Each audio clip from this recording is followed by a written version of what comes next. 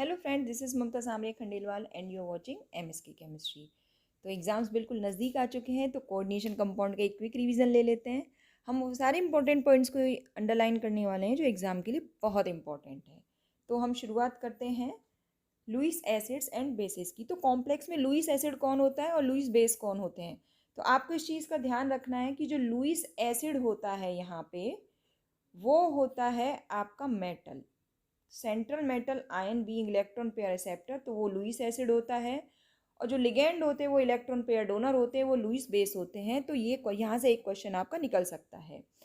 Next is types of ligand. तो आपकी text book में मोनोडेंटेड लिगेंड, बाइडेंटेड लिगेंड और पॉलीडेंटेड लिगेंड एंड एम्बीडेंटेड लिगेंड को डिस्कस किया गया है। तो मोनोडेंटेड लिगेंड की एग्जांपल्स हैं जो टेक्स्ट बुक में है, आपसे वही पूछे जाएंगे।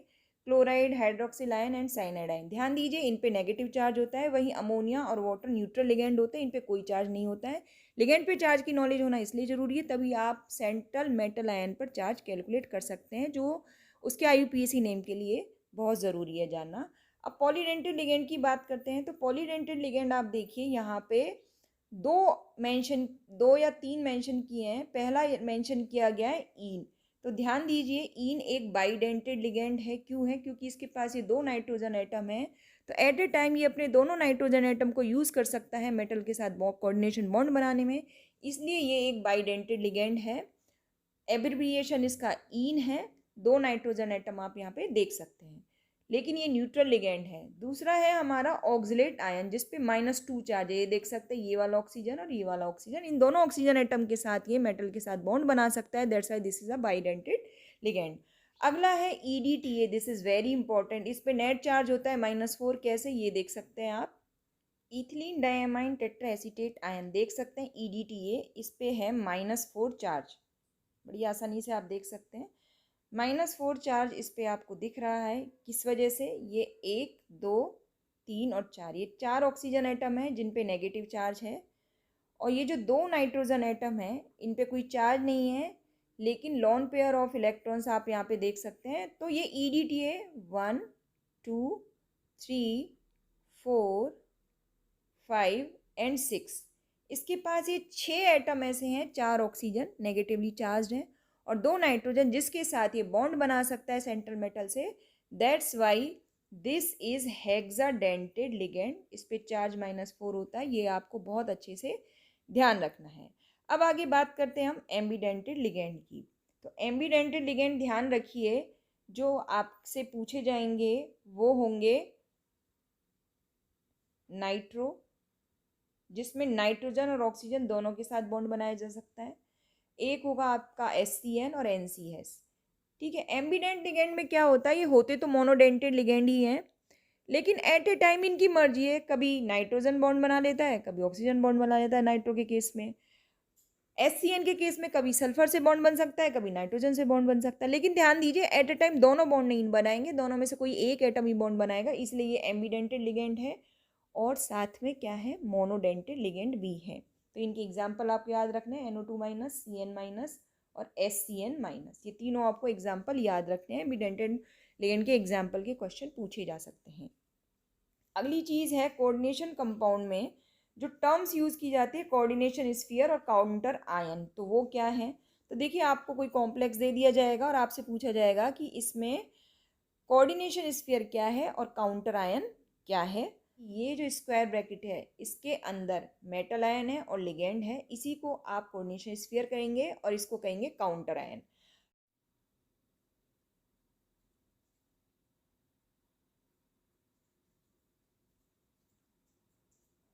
कोऑर्डिनेशन स्फीयर एक डिस्क्रीट स्ट्रक्चरल यूनिट होती है, इसीलिए कॉम्प्लेक्स आयन अपने मेटल आयन का टेस्ट नहीं देते हैं। तो इस तरीके से आप कोऑर्डिनेशन स्फीयर को आइडेंटिफाई कर सकते हैं। अब जैसे ये वाला जो एग्जांपल आपकी टेक्स्ट बुक में दिया गया है इसका, तो यहाँ पे काउंटर आयन क्या है, कोऑर्डिनेशन स्फीयर क्या है, ये पूछा गया है।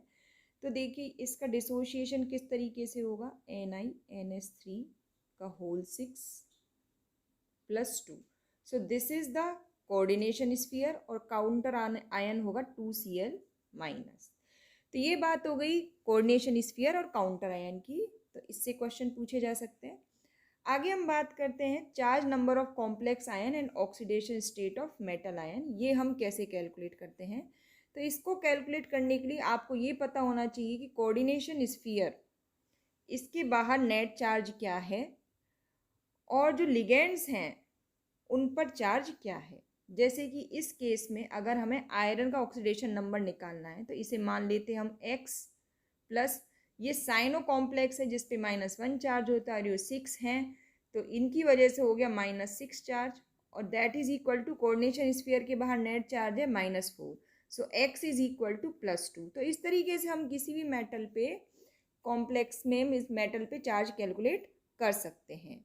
अब हम आगे बात करते हैं कोऑर्डिनेशन नंबर क्या होता है। तो कोऑर्डिनेशन नंबर के लिए आप ध्यान रखिए, जो कोऑर्डिनेशन स्फीयर के अंदर मेटल जितने लिगेंड के एटम्स के साथ बॉन्ड बनाता है, जैसे कि ईन है तो एक ईन 2 बॉन्ड बनाएगा, so total number of donor atoms those are bonded by central metal atom are equal to its coordination number. जैसे कि यहाँ पे एक डेफिनेशन लिखी हुई है, central number coordination number of metal ion is a complex is the number of ligands donor atoms directly attach to it. ठीक है, तो यहाँ पे डोनर एटम्स की बात हो रही है, तो वो आपको ध्यान रखना है। अब जैसे ये तो बात हो गई डेफिनेशन की, लेकिन क्वेश्चन किस तरीके से आएगा, तो आपको इस तरीके से कोई कॉम्प्लेक्स दिया जाएगा और पूछा जाएगा कि जैसे ये वाला कॉम्प्लेक्स है, इसमें कोबाल्ट का आपको क्या निकालना है, कोऑर्डिनेशन नंबर। तो कैसे निकालेंगे हम? तो यहाँ पे टोटल लिगेंड तो 4 है लेकिन कोऑर्डिनेशन नंबर 6 है। कोऑर्डिनेशन नंबर यहाँ पे कोबाल्ट का 6 है, क्यों? क्योंकि देखिए 2 क्लोरीन एटम है तो जिसकी वजह से कोऑर्डिनेशन नंबर हुआ 2, प्लस ये जो 2 ईन है और एक ईन में 2 नाइट्रोजन एटम होते हैं जो मेटल के साथ बॉन्ड बना सकते हैं, इसलिए कोऑर्डिनेशन नंबर 2 इंटू 2, टोटल कितना हो गया 2 + 4 दैट इज इक्वल टू 6। तो इस तरीके से आप यहाँ पे कोबाल्ट कॉम्प्लेक्स का निकाल सकते हैं। अब इसी तरीके से ये इरिडियम का कॉम्प्लेक्स है तो इसका कोऑर्डिनेशन नंबर कितना होगा, तो इरिडियम के साथ 2 ऑक्सलेट आयन है, सो 2 इंटू 2 प्लस क्लोरीन के 2 एटम है तो +2, so total coordination number is 6। तो इस कॉम्प्लेक्स के केस में भी कोऑर्डिनेशन नंबर 6 है और इसके केस में भी कोऑर्डिनेशन नंबर 6 है। तो इस तरीके से कोई भी कॉम्प्लेक्स आपको दे दिया जाएगा और पूछा जाएगा कि भाई इसमें कोऑर्डिनेशन नंबर कैलकुलेट कीजिए, आप बताइए। अब ये प्लेटिनम का कॉम्प्लेक्स है तो ध्यान दीजिए मोनोडेंटेड लिगेंड है, ये कितने हैं 2, अमोनिया कितने हैं 2, तो कोऑर्डिनेशन नंबर हो गया 4। तो यहाँ पे प्लेटिनम का कोऑर्डिनेशन नंबर है 4। तो ये बहुत आसान क्वेश्चन है, ये भी आप बड़ी आसानी से कैलकुलेट कर सकते हैं। अब नया एक क्वेश्चन बनता है 2 मार्क्स का, double salt and coordination complex का। तो इसके लिए जो आपकी टेक्स्ट बुक में एग्जाम्पल है डबल सॉल्ट के, वो आपको याद करके जाने, दैट इज मोर्स सॉल्ट, इसकी आप टाइट्रेशन भी करते हैं। और दूसरा है कार्नेलाइट, तो ये KCl MgCl2.6H2O और ये फेरस अमोनियम सल्फेट होता है। तो ये डबल सॉल्ट के एग्जाम्पल है। ये क्या करते हैं, वाटर में कम्प्लीटली डिसोशिएट हो जाते हैं, इसलिए ये अपने जो मेटल आयन है उसका टेस्ट देते हैं, जैसे कि मोर्स सॉल्ट Fe+2 का टेस्ट देगा। लेकिन वहीं अगर हम आयरन का कॉम्प्लेक्स लेते हैं तो यहाँ पे भी देखिए आयरन का स्टेट तो +2 ही है, लेकिन ये Fe+2 का टेस्ट नहीं देगा, क्योंकि अभी अभी हमने पढ़ा है कोऑर्डिनेशन स्फीयर एक डिस्क्रीट यूनिट होती है। ठीक है, तो coordination complex dissociated in water with at least 1 complex ion and counter ion. तो ये इस तरीके से ये इन दोनों का जो फर्क है डबल सॉल्ट और कोऑर्डिनेशन कॉम्प्लेक्स का, तो आपको इसका जब आंसर लिखेंगे तो एग्जाम्पल जरूर देने होंगे। Okay, now next is Werner's theory. तो वर्नर्स थ्योरी में 2 तरीके की वैलेंसी कंसीडर की गई है। एक है आयोनाइजेबल वैलेंसी जो कि होती है प्राइमरी वैलेंसीज, और दूसरी होती है नॉन आयोनाइजेबल वैलेंसी। तो दोनों में फ़र्क क्या है, तो इस चीज़ को हम समझने की कोशिश करते हैं। तो यहाँ पे ये देखिए, ये एक एग्जाम्पल आप देख सकते हैं। तो जो कोऑर्डिनेशन स्फीयर के अंदर जो वैलेंसीज होती हैं ये होती हैं सेकेंडरी वैलेंसीज और ये नॉन आयोनाइजेबल होती हैं, और कोऑर्डिनेशन स्फीयर के बाहर जो काउंटर आयंस होते हैं वो प्राइमरी वैलेंसी के साथ मेटल से जुड़े होते हैं। So secondary valencies of a metal ion are fixed and satisfied by either anions और न्यूट्रल लिगेंड्स। मतलब कोऑर्डिनेशन स्फीयर के अंदर ये जो लिगेंड्स हैं ये न्यूट्रल भी हो सकते हैं और एनाइन भी हो सकते हैं, लेकिन जो काउंटर आयन होगा, ध्यान दीजिए, mark my words, counter ion होगा ये या तो केटायन होगा या एनायन होगा। ओके, तो ये इन दोनों में फर्क है, ये आयोनाइजेबल है और ये नॉन आयोनाइजेबल है, तो इसका आपको ध्यान रखना होगा।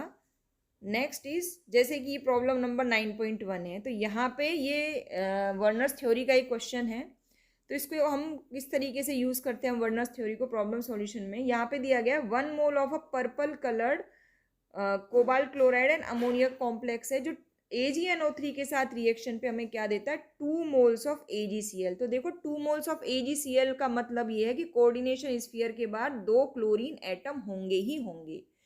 तो इस तरीके से हमें कॉम्प्लेक्स का स्ट्रक्चर इल्यूसिडेट करने में ये हेल्प करता है। साथ में इन्होंने क्या बोला है कि कोबाल्ट का कोऑर्डिनेशन नंबर 6 है, इसका मतलब कोबाल्ट से 6 लिगेंड यहाँ पे आपको अटैच करने हैं। अमोनिया और क्लोरीन ये 2 तरीके के लिगेंड है, यहाँ पे दोनों मोनोडेंटेड हैं। अब क्लोरीन का COC कोबाल्ट क्लोराइड है, तो 2 क्लोरीन एटम तो आ गए इधर, तो बचा एक, तो उसको हमने इधर लिख दिया।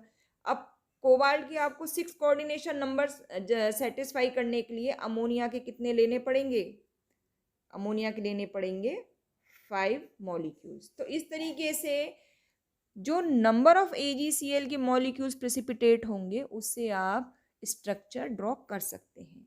तो ठीक है, तो ये आपका प्रॉब्लम। अब जैसे ये वाला क्वेश्चन है, तो यहाँ पे इन्होंने बोला है कि कोबाल्ट क्लोराइड और अमोनिया का एक को मिला के कॉम्प्लेक्स बनता है, जो एक्सेस AgNO3 के साथ रिएक्शन करके सिर्फ 1 मोल AgCl देता है। तो उस कंडीशन में आप इस तरीके से एक स्ट्रक्चर ड्रॉ करेंगे, और क्योंकि 1 मोल AgCl मिलना है मतलब एक 1 क्लोराइड आयोनाइजेबल है, तो एक क्लोरीन आप बाहर लिखेंगे। अब कोऑर्डिनेशन नंबर कोबाल्ट का कितना है, 6, तो बाकी के 2 क्लोरीन एटम कहाँ जाएंगे, अंदर। अब अमोनिया के कितने होंगे, यहाँ पे अमोनिया के होंगे ओनली 4। तो वर्नर्स थ्योरी के ये बहुत ईजी क्वेश्चन हैं, तो इनका आंसर भी बहुत आसानी से आप दे सकते हैं। तो इस तरीके से ये दोनों क्वेश्चंस हमने कर लिए। अब हम आगे बात करते हैं क्लासिफिकेशन ऑफ कॉम्प्लेक्सेस की। तो इसका भी बहुत इजी क्वेश्चन आता है। अच्छा, यहाँ पे एक आपका एक्सरसाइज का भी क्वेश्चन है कि जब कोऑर्डिनेशन नंबर 6 होता है तो ऑक्टाहेड्रल स्ट्रक्चर बनता है, और जब कोऑर्डिनेशन नंबर 4 होता है तो स्क्वायर प्लेनर और टेट्राहेड्रल स्ट्रक्चर बनता है। तो ये बहुत इजी क्वेश्चन है। नाउ क्लासिफिकेशन ऑफ कॉम्प्लेक्सेस, तो 2 तरीके के कॉम्प्लेक्सेस यहाँ पे मेंशन किए गए हैं, होमोलेप्टिक एंड हेट्रोलेप्टिक। पहचानेंगे कैसे आप, तो यहाँ पे आपको ध्यान देना है, कोऑर्डिनेशन स्फीयर के अंदर अगर एक ही तरीके के लिगेंड हैं तो वो कहलाएगा होमोलेप्टिक, और कोऑर्डिनेशन स्फीयर के अंदर एक से ज़्यादा तरह के लिगेंड है तो वो कहलाएगा हेट्रोलेप्टिक। अब जैसे नीचे ये एक्सरसाइज दी हुई है, तो इसमें हम इसको सॉल्व कर लेते हैं किसकी क्या कैटेगरी है। अब ये वाला कैसा कहलाएगा, heteroleptic, this is again heteroleptic, this is heteroleptic and this is homoleptic. तो एक्सरसाइज में भी आपकी टेक्स्ट बुक में ये क्वेश्चन है। तो इस तरीके से आप होमोलेप्टिक और हेट्रोलेप्टिक कॉम्प्लेक्सेस को बहुत ही आसानी से पहचान सकते हैं और अपने मार्क्स बचा सकते हैं। अब बात आती है classification on the basis of charge on the complex. ये तो हमने पहला क्लासिफिकेशन पढ़ा था on the basis of types of ligand. अब आ रहा है चार्ज ऑन द कॉम्प्लेक्स के बेसिस पे आप किस तरीके से कॉम्प्लेक्स को क्लासीफाई करेंगे। तो देखिए यहाँ पे आप देख सकते हैं कैटायनिक कॉम्प्लेक्स। कैटायनिक कॉम्प्लेक्स आप कब कहेंगे किसी भी कॉम्प्लेक्स को, जब कोऑर्डिनेशन स्फीयर के बाहर नेट चार्ज क्या हो, पॉजिटिव। कोऑर्डिनेशन स्फीयर के बाहर जब नेट चार्ज पॉजिटिव होगा तो उसे आप कैटायनिक कॉम्प्लेक्स कहेंगे। अब जैसे इस वाले कॉम्प्लेक्स में तो +2 चार्ज दिया हुआ है तो आपने पहचान लिया कैटायनिक कॉम्प्लेक्स है, लेकिन इस वाले कॉम्प्लेक्स में आप कैसे पहचानेंगे, तो उसका तरीका क्या है, आप ध्यान दीजिए सल्फेट आयन पे। सल्फेट आयन पे चार्ज कितना होता है, -2। अब इस सल्फेट आयन की एंट्री हमें क्यों करनी पड़ी, वो इसलिए करनी पड़ी क्योंकि ये जो कोबाल्ट का कॉम्प्लेक्स है इसके बाहर नेट चार्ज क्या होगा, +2 होगा। तो इस +2 चार्ज को न्यूट्रलाइज करने के लिए हमने बाहर सल्फेट आयन को यहाँ पे ऐड किया। ओके, तो इस तरीके से आप काउंटर आयन को देखिए। अगर counter ion negatively charge ion है, क्योंकि काउंटर आयन क्या क्या होता है आपका, या तो नेगेटिवली चार्ज होगा या पॉजिटिवली चार्ज होगा। तो काउंटर आयन जब नेगेटिवली चार्ज होता है तो इसका भी ऐसे रूल है, काउंटर आयन नेगेटिवली चार्ज होता है तो वो कॉम्प्लेक्स के इस साइड में लिखा जाता है, राइट हैंड साइड में, और जब काउंटर आयन पॉजिटिव चार्ज होता है तो वो इस साइड लिखा जाता है। इसको आगे हम डिस्कस करेंगे अभी। तो काउंटर आयन से हम ये पहचान लेते हैं कि हमारा जो कॉम्प्लेक्स है वो कैटायनिक है या एनायनिक है। तो ये तो बात हो गई कैटायनिक कॉम्प्लेक्स की। अब बात करते हैं हम एनायनिक कॉम्प्लेक्स की। तो एनायनिक कॉम्प्लेक्स को आप कैसे पहचानेंगे? एक तरीका तो ये है कि कॉम्प्लेक्स के बाहर आपको एनायन दिख जाए, एनायनिक चार्ज दिख जाए। जैसे कि यहाँ पे आप देख सकते हैं, यहाँ पे -2 चार्ज है तो आपने पहचान लिया। लेकिन इस केस में कैसे पहचानेंगे हम? तो देखिए के पे चार्ज क्या होता है? पॉजिटिव, ठीक है। अब पॉजिटिव चार्ज काउंटर आयन आप क्यों लेंगे? जब आपके कोऑर्डिनेशन स्फीयर के बाहर नेट चार्ज नेगेटिव होगा। तो इस केस को, अगर इस कॉम्प्लेक्स को अगर हम स्प्लिट करते हैं तो ये किस तरीके से बनता है? 3K पॉजिटिव प्लस FeCN का होल 6 -3। तो इस तरीके से आपको कैटायनिक कॉम्प्लेक्स और एनायनिक कॉम्प्लेक्स को पहचानना आना चाहिए, क्योंकि एनायनिक कॉम्प्लेक्स का जो नॉमेनक्लेचर है वो अलग होता है और कैटायनिक का नॉमेनक्लेचर अलग होता है। तो अब हम बात करते हैं न्यूट्रल स्फीयर लिगेंड कॉम्प्लेक्सेस की। तो ध्यान दीजिए, a neutral coordination complex doesn't possess cationic और एनायनिक स्फीयर। ठीक है, मतलब इस कोऑर्डिनेशन स्फीयर के बाहर कोई भी नेट चार्ज नहीं होगा। अब यहाँ पे कुछ दो बहुत ही अच्छे एग्जाम्पल्स दिए गए हैं। एक तो एग्जाम्पल दिया गया है ये, तो इसमें ध्यान दीजिए, यहाँ पे जो मेटल प्लेटिनम है इस पे चार्ज है +2, और जो दो क्लोरीन एटम है प्लेटिनम पे चार्ज है +2, और जो दो क्लोरीन जो लिगेंड है इन पे नेट चार्ज है -2। तो +2 और -2 ने एक दूसरे को कैंसिल कर दिया, इसलिए कोऑर्डिनेशन स्फीयर के बाहर चार्ज क्या है? 0। वहीं अगर हम इस वाले कॉम्प्लेक्स को देखें तो इसमें जो CO है ना, कार्बोनाइल जो लिगेंड है ये न्यूट्रल है, और निकल पे यहाँ पे कोई चार्ज नहीं है, इसलिए ये कैसे कॉम्प्लेक्सेस हैं? न्यूट्रल कॉम्प्लेक्सेस हैं। अब अगर हम इसे पहचानें, नीचे जो एग्जांपल्स दिए हैं इनमें अगर हमें आइडेंटिफाई करना हो कैटायनिक, एनायनिक और न्यूट्रल, तो आप बड़ी आसानी से बता सकते हैं। यहाँ पे मैंने देखा काउंटर आयन पॉजिटिव चार्ज है, इसका मतलब ये कैसा है? एनायनिक। यहाँ पे मैंने देखा कि ये देखो इनकम्प्लीट है थोड़ा, है ना, ये इस तरीके से होना चाहिए था। तो अगर काउंटर आयन यहाँ पे ये क्लोरीन है तो chlorine counter ion negatively charge है, इसका मतलब ये कैसा कॉम्प्लेक्स है? ये है cationic. Okay, next is this complex. तो यहाँ पे देखिए बाहर चार्ज -3 दिया हुआ है, तो ये तो ऑलरेडी हो गया cation, anionic. This is anionic. यहाँ पे कोई चार्ज नहीं दिया गया है, सो दिस इज न्यूट्रल। ये वाला कॉम्प्लेक्स है neutral, and this is also neutral. Okay, तो इस तरीके से आप इनको पहचान सकते हैं। ये दोनों लास्ट वाले क्या हैं? आपके न्यूट्रल हैं। ओके, अब हम बात करते हैं IUPAC nomenclature of coordination compound, क्योंकि डेफिनेटली एग्जाम में आपको कोई ना कोई कॉम्प्लेक्स तो मिलेंगे जिनके आपको नाम लिखना होगा। तो नाम लिखने के लिए आपको दो चीज़ें जानना बहुत ज़रूरी है। एक तो सेंट्रल मेटल आयन पे चार्ज क्या है, और दूसरा जो लिगेंड्स हैं, इन लिगेंड्स को हम किस तरीके से नाम लिखते हैं। तो लिगेंड्स के IUPAC नेम आप देख सकते हैं। ये जो एनायनिक लिगेंड है, जैसे ब्रोमो, फ्लोरो, क्लोरो, आयोडो, साइनो, सल्फेटो, नाइट्रेटो, ये नाम आपको आने चाहिए। अगर कार्बोनेट लिगेंड है तो ये बन जाएगा कार्बोनेट, हाइड्रोक्साइड बन जाएगा हाइड्रोक्सो, ऑक्सलेट बन जाएगा ऑक्सलेटो।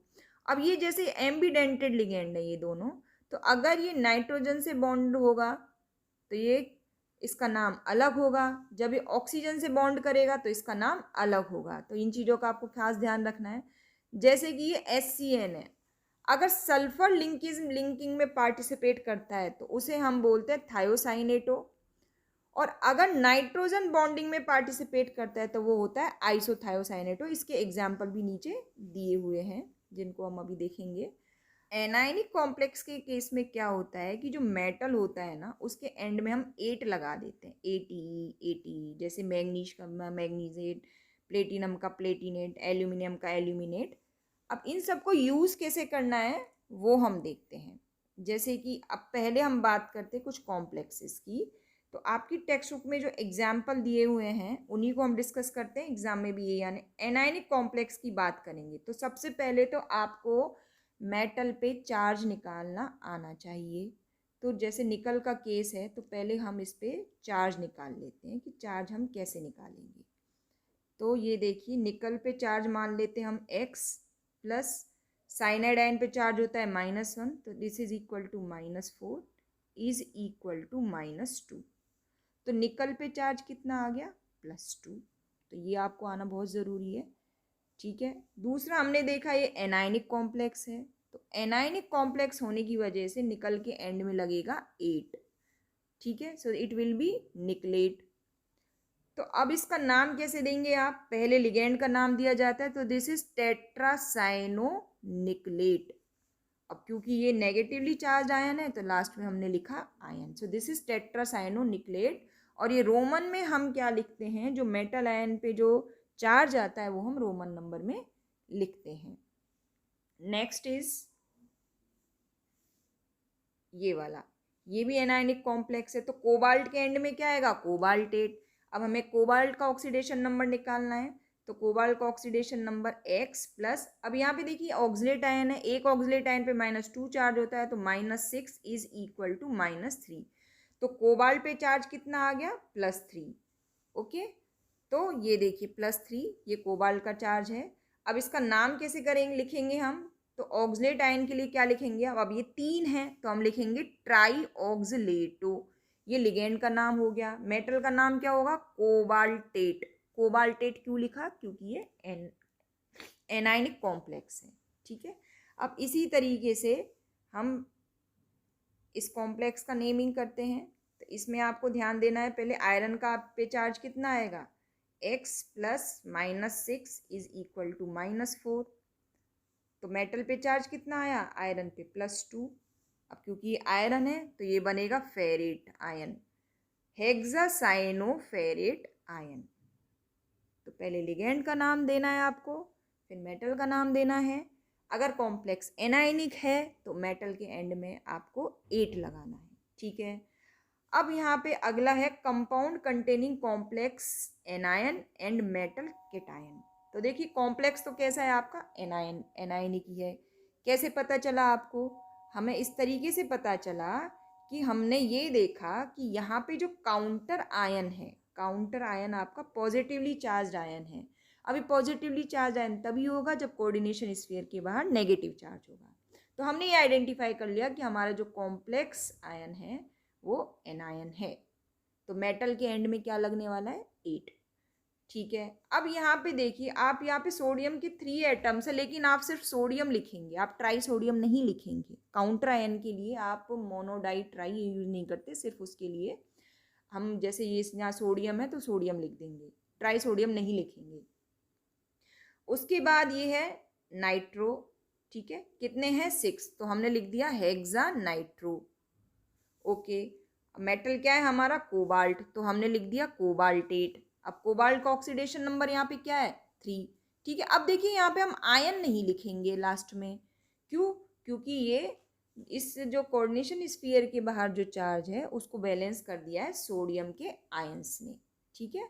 तो यहाँ बाहर हम आयन नहीं लिखेंगे। अब जैसे इस केस में पहले हम एल्यूमिनियम का ऑक्सीडेशन नंबर निकालते हैं, कैसे निकालेंगे, देखिए ये डिसोशिएट किस में होगा, 3K पॉजिटिव प्लस AlC2O4 का होल थ्राइस, और बाहर चार्ज आएगा क्या, 3 पॉजिटिव आयन है, 3 पॉजिटिव आयन है तो यहाँ पे चार्ज आएगा -3, ठीक है। अब एल्यूमिनियम का हम ऑक्सीडेशन नंबर कैसे निकालेंगे, X plus oxalate ion 3 -6 is equal to -3, -3 coordination sphere के बाहर चार्ज है, so X is equal to +3। तो यहाँ पे जो एल्यूमिनियम पे चार्ज कितना है, +3, ओके। तो अब नाम लिख देते हैं हम, पहले हमने लिखा यहाँ पे पोटेशियम है काउंटर आयन, तो हमने लिख दिया पोटेशियम, ट्राई पोटेशियम हम नहीं लिखेंगे। ट्राई ऑक्सलेटो ये लिगेंड का नाम हो गया, और एल्यूमिनियम के साथ हम लास्ट में लगा देंगे एल्यूमिनेट, और यहाँ पे रोमन नंबर में हम लिख देंगे मेटल का ऑक्सीडेशन नंबर, ठीक है। आयन यहाँ पे हम नहीं लगाएंगे। इसी तरीके से इस कॉम्प्लेक्स का नाम हम देते हैं, इस कॉम्प्लेक्स के लिए हम लिखेंगे, अब देखो एल्यूमिनियम पे फिर हमें निकालना है, तो ये किस तरह से डिसोशिएट होता है, 3Na positive plus AlF6-3, okay. अब एल्यूमिनियम पे चार्ज निकालना है, तो X plus -6 is equal to -3, so X is equal to +3। तो एल्यूमिनियम पे चार्ज यहाँ पे क्या है, +3, ओके। सो अब इसका नाम दे देते हैं, this is sodium hexafluoro aluminate. Third क्या है, मेटल पे जो चार्ज है, मेटल का oxidation number, this is third. Okay, तो देखो हमने अभी जो एनायनिक कॉम्प्लेक्सेस का नॉमेनक्लेचर किया तो मेटल के एंड में हमने 8 लगाया। ओके, ये ध्यान देने वाली बात है। लेकिन वहीं जब हम कैटायनिक कॉम्प्लेक्सेस का या न्यूट्रल कॉम्प्लेक्सेस का नॉमेनक्लेचर करते हैं तो ध्यान देने वाली ये बात ही है कि मेटल के एंड में 8 नहीं लगेगा। जैसे कि ये क्वेटाइनिक कॉम्प्लेक्सेस है और ये आयन फॉर्म में है तो लास्ट में आप आयन ऐड करेंगे। ठीक है, अब आपको कॉपर का यहाँ पे ऑक्सीडेशन नंबर निकालना है, तो क्योंकि अमोनिया आपका एक न्यूट्रल लिगेंड है इसलिए कॉपर पे जो चार्ज होगा वो होगा +2, क्योंकि आप देख सकते हैं कॉम्प्लेक्स के बाहर +2 चार्ज है। तो कॉपर का ऑक्सीडेशन स्टेट हो गया +2। अब इसका नेमिंग हम कैसे करेंगे, एमाइन कॉम्प्लेक्स कितने हैं, 4, सो दिस इज टेट्रा एमाइन। अब ध्यान दीजिए यहाँ पे डबल एम यूज होगा, इस चीज़ का खास ध्यान रखिए, यहाँ पे आप AMMINE यूज करेंगे और इस चीज़ को क्लियर कट मेंशन भी किया गया है। यहाँ पे ध्यान दीजिए, जब हम कॉम्प्लेक्स का नॉमेनक्लेचर पढ़ते हैं तो यहाँ पे जब लिगेंड के लिए ये बोला गया है कि जो एमाइन है इसकी स्पेलिंग पे ध्यान दीजिए, यहाँ पे MMINE यूज़ किया गया है। So note the spelling. ठीक है, इन चीज़ों का, छोटी छोटी चीज़ें हैं जिनका आपको ध्यान रखना है। तो हम बात कर रहे हैं कैटायनिक कॉम्प्लेक्सेस के नॉमेनक्लेचर की। तो यहाँ पे कॉपर का जो कॉम्प्लेक्स है इसका नाम क्या होगा, टेट्रा एमाइन कॉपर। अब हमने क्यों कॉपरेट नहीं लिखा है, ठीक है, सेकंड आयन क्यों लिखा है, क्योंकि इस पे नेट चार्ज +2 है। अब ध्यान दीजिए यहाँ पे ये जो लिगेंड है ये दोनों एम्बीडेंटेड लिगेंड है। यहाँ पे बॉन्डिंग हो रही है नाइट्रोजन के थ्रू और सेकंड वाले केस में बॉन्डिंग हो रही है सल्फर के थ्रू, तो इसलिए दोनों केस में लिगेंड का नाम अलग होगा। ठीक है, पहले वाले केस में हम इसको देखते हैं। तो यहाँ पे वाटर के कितने हैं, 5, तो दिस इज पेंटा एक्वा। अब दिस इज NCS, नाइट्रोजन से बॉन्डिंग है, सो दिस इज आइसोथायोसाइनेटो। और आयरन का ऑक्सीडेशन स्टेट यहाँ हम कैसे निकालेंगे, इट विल बी +3। कैसे, देखिए आयरन का oxidation number X plus water का होता है 0, 5 है तो 0, प्लस ये NCS की वजह से होगा -1 and it is equal to +2, so X is equal to +3। तो यहाँ पे आयरन +3 ऑक्सीडेशन स्टेट में है। तो इस तरीके से हम इस कॉम्प्लेक्स का नेमिंग कर सकते हैं, penta aqua isothiocyanato iron, third ion. Okay, अब इस केस में देखिए जो इथिलीन डायमाइन है ये चीलेट आयन है, इसलिए इसको हम विस से यूज करेंगे। ठीक है, इट विल बी विस इथिलीन डायमाइन। अब देखो यहाँ पे सल्फर से लिंकिंग है इसलिए हम इसे लिखेंगे, और 2 हैं तो क्या लिखेंगे हम, डाईथायोसाइनेटो प्लेटिनम का ऑक्सीडेशन नंबर कितना है, 4। तो इस तरीके से अब लास्ट में आपको यहाँ पे आयन और लिखना होगा, आयन लिखना ये भूल गए हैं तो आपको यहाँ पे आयन भी ऐड करना है, आयन भी आपको लिखना है। ओके, तो अब प्लेटिनम पे ये +4 ऑक्सीडेशन नंबर कैसे आया, X प्लस इथिलीन डायमाइन पे होता है 0 प्लस SCN पे होता है -1, so -2 is equal to +2, so X is equal to +4। तो प्लेटिनम पे ऑक्सीडेशन नंबर कितना है, +4। Okay, now compounds containing complex cations and anions. ठीक है, तो अब हम इनका नॉमेनक्लेचर कैसे करेंगे, तो देखिए यहाँ पे हमने पहचाना कि जो काउंटर आयन है वो क्या है, एनायन है। तो मतलब कॉम्प्लेक्स पे कोऑर्डिनेशन स्फीयर पे बाहर चार्ज कैसा होने वाला है, पॉजिटिव है, तो हम मेटल के एंड में 8 नहीं लगाएंगे। ओके, अब पहले प्लेटिनम पे हम ऑक्सीडेशन नंबर चेक करते हैं। तो दिस इज X, प्लेटिनम का ऑक्सीडेशन नंबर X है, 2 ब्रोमीन एटम है तो इसकी वजह से होगा -2, प्लस अमोनिया की वजह से होगा 0, और बाहर मुझे दिख रहे हैं 2 ब्रोमीन आयन। ठीक है, तो इसकी वजह से जो कॉम्प्लेक्स के ऊपर जो नेट चार्ज होगा it will be +2। Okay, so X is equal to +2 +2, x is equal to 4। तो प्लेटिनम का ऑक्सीडेशन स्टेट यहाँ पे होगा +4। कैसे, अगर इस कॉम्प्लेक्स को आप डिसोशिएट करते हैं तो it will B PtBr2 NH3 का होल 4, यहाँ पे आएगा -2 +2 +2Br-। ठीक, तो ये साथ के साथ हम आपको मेटल आयन पर का ऑक्सीडेशन नंबर कैलकुलेट करना भी सिखा रहे हैं, क्योंकि ये बहुत ज़रूरी है नेमिंग में। तो इस तरीके से इसका नेमिंग हो गया tetra amine AMMINE die bromo platinum 4 bromide. Okay, अब यहाँ पे आपने एमाइन को पहले क्यों लिया, because alphabetically amine starts from A and bromo starts from B। तो अल्फाबेटिकली A पहले आता है, इसलिए हमने एमाइन को पहले लिखा है। अब इस कॉम्प्लेक्स के लिए पहले आप कोबाल्ट पे चार्ज निकालिए। तो देखिए, दिस इज CO NH3 का होल 5, CO का होल थ्राइस, और बाहर चार्ज क्या आने वाला है +1 +Cl-। ठीक है, तो x प्लस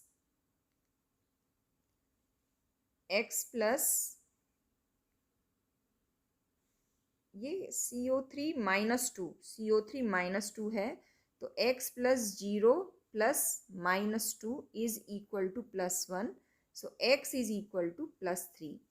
ठीक है, दिस इज कार्बोनेट आयन, तो कार्बोनेट आयन की वजह से -2 और बाहर चार्ज है +1, अमोनिया की वजह से 0, सो x इज इक्वल टू +3। तो यहाँ पे मेटल कोबाल्ट पे चार्ज है +3, तो नाम होगा इसका पेंटाएमाइन कार्बोनेटो कोबाल्ट 3rd क्लोराइड। ओके, अब इसका नाम हम लिख लेते हैं, दिस इज एक्वा पेंटाएमाइन एक्वा। देखो, एक्वा में AQ आता है और अमाइन में AM, है ना, तो M comes first before Q, तो इसलिए हमने एमाइन को पहले लिखा। Pentammine aqua cobalt 3rd iodide ion इसका नाम हो गया। अब ये न्यूट्रल कॉम्प्लेक्स हैं, ठीक है, तो न्यूट्रल कॉम्प्लेक्स हैं, तो ध्यान दीजिए, ये नाइट्रो और ये अमोनिया। तो अब यहाँ पे आप अगर मेटल का पे चार्ज निकालेंगे आप, तो कैसे निकालेंगे, देखो 3 नाइट्रो है, नाइट्रो कितने हैं 3, उसकी वजह से चार्ज कितना होगा -3, 3 माइनस चार्ज होगा, तो कोबाल्ट पे चार्ज क्या होना चाहिए +3, तो कोबाल्ट का ऑक्सीडेशन नंबर कितना है यहाँ पे +3। अब नाम क्या होगा इसका, एक तो अमाइन है और एक नाइट्रो है, so tri amine tri nitro cobalt 3rd। This is penta carbonyl iron, ये शायद सबसे सिंपल कॉम्प्लेक्स है नेमिंग के लिए, penta carbonyl iron. Okay, next is ये रोडियम का है, तो पहले रोडियम का ऑक्सीडेशन नंबर निकालिए। ये माइनस नेगेटिवली चार्ज लिगेंड है, तो 3 है, तो इनकी वजह से चार्ज होगा -3, तो रोडियम पे चार्ज कितना होना चाहिए +3, तभी तो ये न्यूट्रल कॉम्प्लेक्स बनेगा। ओके, सो इसका नाम होगा triamine trithiocyanato rhodium 3rd। So this is all about naming of complexes. अब आपकी टेक्स्ट बुक में ये एग्जाम्पल्स दिए हुए हैं, इनको भी हम एक्सप्लेन कर देते हैं।